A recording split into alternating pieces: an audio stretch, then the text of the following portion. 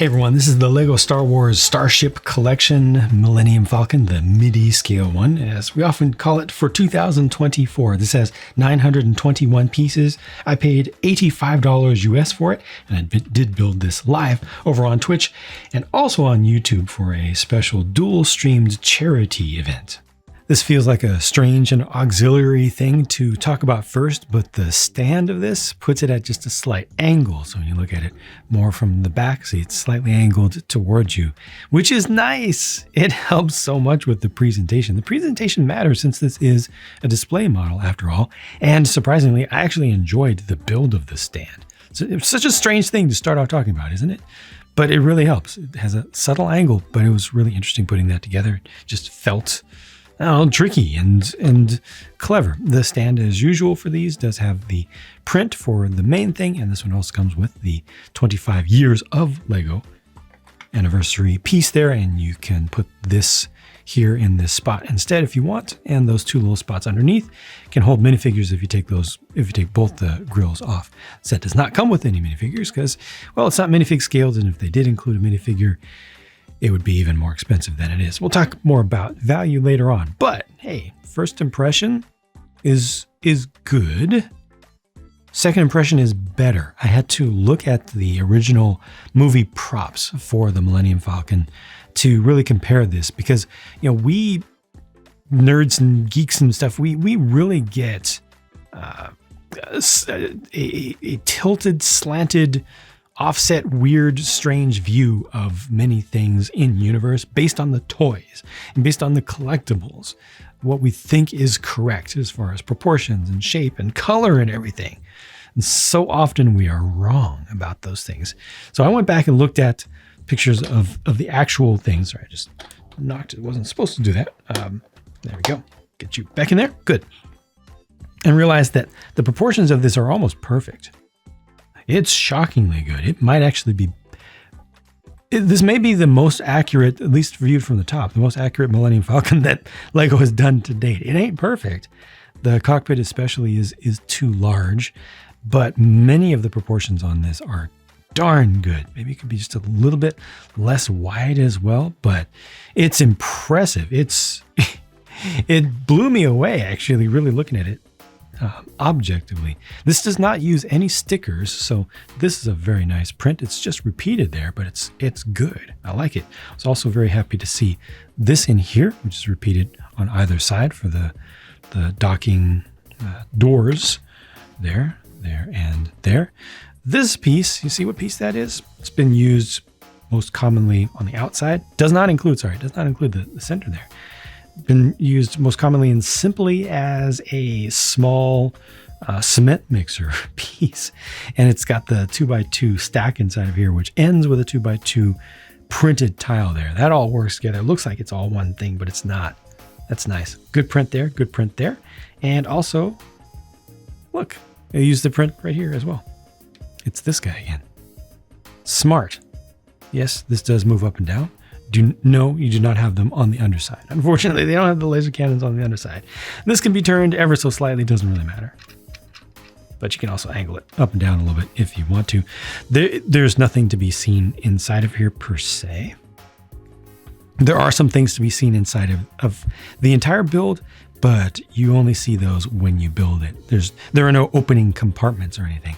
This does have some colored pieces, which can be viewed if your light is just right. And as a matter of fact, some of them, like off-colored pieces, some of them were even visible in the instructions, strangely. But in reality, I struggle to see any of the brightly colored stuff through any of the cracks and crevices throughout this. So they did a pretty good job at that, of making sure that, you know, they took advantage of the objective psychological benefits and reduction of cognitive friction involved with using colored pieces, especially colored pieces on the inside, but they did not do it in a poor way. I mean, I can see the white right there. It's kind of the worst thing.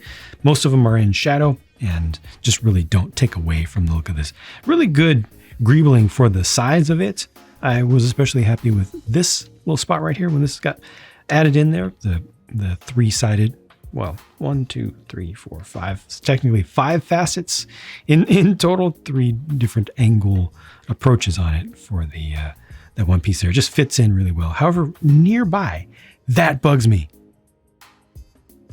Because I know it's there. I don't see it from many angles. Like, you don't really see it here. You don't see it here.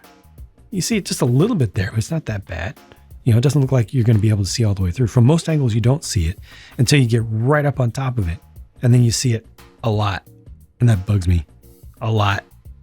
Feels like there needs to be something filling in that space. They might come up with some specialized pieces, some new pieces that other companies have had for a long time, but new to Lego to fit into those types of situations. This gap right here is a little bit wider than the others as well, but it honestly doesn't bug me that much. You only see it from, like, that's probably about the worst angle. Just generally, this looks like a good amount of stuff, and you know what else? It is a good amount of stuff because it's heavy. It's much heavier than it, I'm just going to leave that off. Heavier than it looks like. I'm going to go ahead and pull this off the stand, which is just that connection right there. Simple, easy.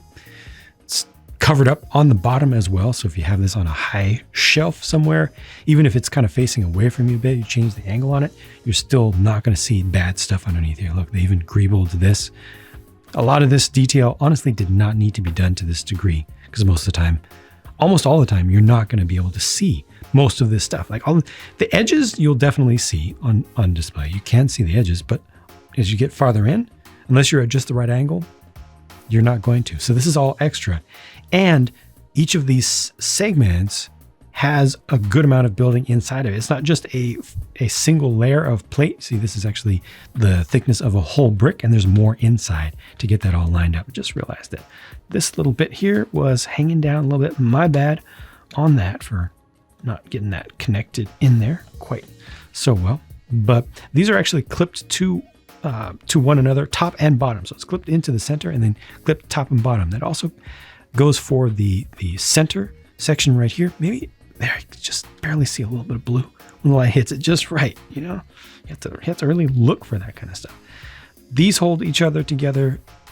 These top and bottom hold each other together. Same here, same here. So it's more sturdy than it appears as well.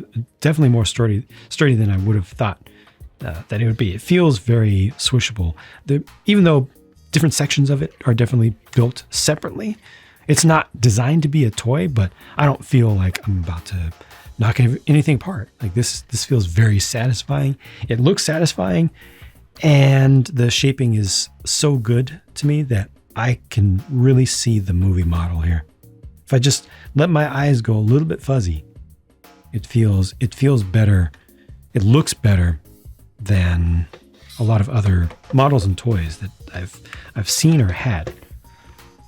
Put it back on the stand. Maybe consider putting it back on the stand the correct way. It does work that way. That was interesting. This is the way it's supposed to be. It's satisfying to me as a build, and it looks pretty good. Some of the leftover pieces defy some of the internal Easter eggs that are in size ranging from 1x1 plate to 1x1 cylinder in approximate size. And you just have to see those as you build. I'm not going to spoil it all for you, but you've got one extra print piece here. You might recognize what that could be used for potentially. Again, the model is not designed to be opened up, but while you're building it, they let you have a little bit of extra fun. And again, no sticker sheet for this at all. Again, this cost me $85 US. It's 85 euros, 75 pounds UK, or $110 Canadian, which equates to approximately $81 US, 81.82 for 921 pieces. Yes, that feels like too much. We'll just get that out of the way. But how much too much does it feel like, and why? When I hold this, I feel the value seems much greater. When I hold it, when I pick it up, feel how much plastic is actually there, how dense this build is. And when I think back to the build experience, that matters. All that stuff adds to it. In this case, sometimes builds aren't that great. This one is very, very good. And for it to be as accurate as it is impressive. It's just that one thing that I didn't like about it. Most of it is really, really good for its size, and those prints. I'm starting to come around to what's a little bit closer to the average AFOL's feelings about stickers versus prints. It definitely felt good to me to have only prints in this set right here. And I'm not a sticker hater, as someone who's built lots of plastic models, not just recently, but before, using a lot of stickers in the past. I feel the value of stickers. I like stickers. I have a sticker collection of Lego. But here, it definitely feels better to have all prints for a collector's display model. But for a collector's display model, for it to be $85, we're $15 away from $100 US. For something of this size, maybe this size or just a little bit smaller, I would want just me. Forget about the whole YouTubing thing. Forget about the Lego thing, the reviewing thing. Just me as a Lego fan. Sorry, me as a Star Wars fan and a fan of collectibles. Like that nerdy stuff on display and whatnot. For me, I would like to get something that is a scale model, a pre-made scale model. It could be just a little bit smaller, but it has to be perfect. It has to be an exact replica of the movie prop from one of the movies, choose one, and nicely detailed. You can have machine applied detailing for sure, but it's going to have some hand detailing as well, some hand finishing for some battle little scars, some dust collections, some carbon scoring, some little highlights, and definitely a wash over the whole thing. Like I want something that's really a really nice presentation, something close to this size for this price. And this isn't that. This is just Lego. It's very good Lego, but it is just Lego. It's ABS plastic. You have to put it together yourself. It's made from regular pieces. The prints are the most premium things here. So I would like this going back to Lego reviewer me, I would like this to be manufacturer suggested retail price, RRP, MSRP, max $75, max. And that hurts for me to even go that far. The emotional side of my brain, I went through this already. The emotional side of my brain is like $50 for that much stuff. But then considering what actually goes into the build here, how much is actually here, feeling it, 50 is unreasonable. I think it's unreasonable for me to ask. So between 50 and 75, closer to the 75, I'm good. If you can find this on a discount, which some folks are already starting to find it on discount, which is great. Of course, some parts of the world give you discounts on day one, which is fantastic. Then we're in a much better space. But again, at least it's a very, very good set. And another thing that I was thinking about is this versus this, because I like that. That's a very nice display model, the 2019, the most recent version that we got. That's a very nice display model, and it fits in a Billy bookcase. It fits within a 11-inch depth shelf, sticking out just a tiny bit from that angle. If you don't have it on a custom stand, then it's not going to fit quite like that. But I like that. That works. That's very reasonable to me, and it looks nice on display. This looks nicer to me on display. This is finished better. The surface detail, just generally, it looks better. And it's definitely much more accurate. I think this is more accurate to the movie props than the big one back there. That's what I think. I think this is a better display model than the other two. The only thing this isn't a better display model than is like a toy. So if you go to Hasbro, if we switch over here, turn the camera. Yeah, this is live. This is right now. Hi. Yeah, that's the big Millennium Falcon. That when after Hasbro dramatically increased the price for the re-release, it was still half the price of the UCS, and about the same size and fully detailed interior. And see what I mean? But all the detailing on it and everything, like that's what I want to see as a Star Wars fan and as a sci-fi fan. That's the kind of stuff that I want to see on a display model for me personally. So I would like to see that for this kind of price. But yeah, the only thing that I have that's better than this as a Millennium Falcon is definitely that thing over there. And that's significantly bigger and much harder to have and to display. So I think this MIDI scale Starship collection thing is really, really good. Just needed to be cheaper for everybody. We'll see. We'll see if enough people buy these to keep the prices up. If they stick around in stock for quite some time, and a lot of retailers have to put them on discount. If Lego itself towards the end of life has to put them on discount, maybe they'll keep price pressure on it and keep it down. But if people pay full price, there's nothing we can do.